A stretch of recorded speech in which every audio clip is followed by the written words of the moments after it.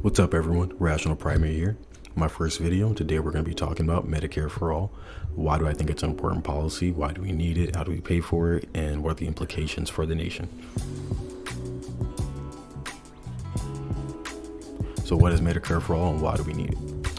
It provides nationwide healthcare coverage by establishing a single authority that pays for medically necessary healthcare in the United States for all residents. It's been introduced twice, once in the House of Representatives and once in the Senate.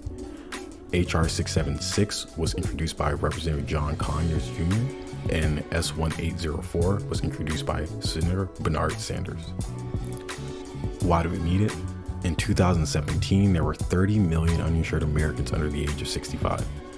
This was 11.1% of the country at the time, and almost half of them, 5.2%, were children. On top of that, Americans pay more for healthcare than most other developed nations. If you want to get more about the bills, you can check these links below, or you can look at a comparison of the bills. We're going to be speaking primarily about H.R. 676 since I think it's the better bill. You can tell me if I'm wrong below, feel free to. So how are we going to pay for it?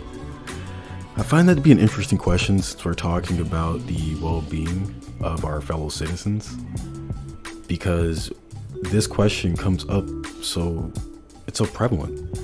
And it never comes up when we're discussing other things such as how do we pay for this?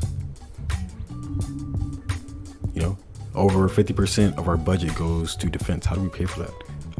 How do we pay for that? Spending more than 7 countries combined in defense. How do we pay for this? These questions are never asked when it comes to malicious intent such as imperialism, but when it comes to bettering the lives of the general population, the first question we can ask is, how do we pay for it? That does not bode well for society in my mind, and it's quite concerning, but we're going to move on. So let's actually talk about funding Medicare for All, H.R. 676 to be specific. If you want to check the long paper, you can here. Most of what I'm talking about can be found in section 211 appendix 2. So how are we going to pay for it? I will go down each bullet point, but I will not get into the numbers. You can obviously see these and go deeper into the paper if you would like to. So maintaining current federal financing for healthcare, that means keeping our existing funding. We increase personal income taxes on the top 5% of income earners, institute a modest tax on unearned income, instituting a modest and progressive tax on payroll, self-employment, and instituting small tax on stock and bond transactions. As I said before, if you would like to see the details, either pause the video or you can click on the paper and go through everything yourself. So in a bigger picture, what does this mean? How will this affect our nation on a large scale? H.R. 676 is estimated to save the U.S. around $592 billion annually by removing administrative costs associated with the private insurance industry and reducing pharmaceutical prices to European levels.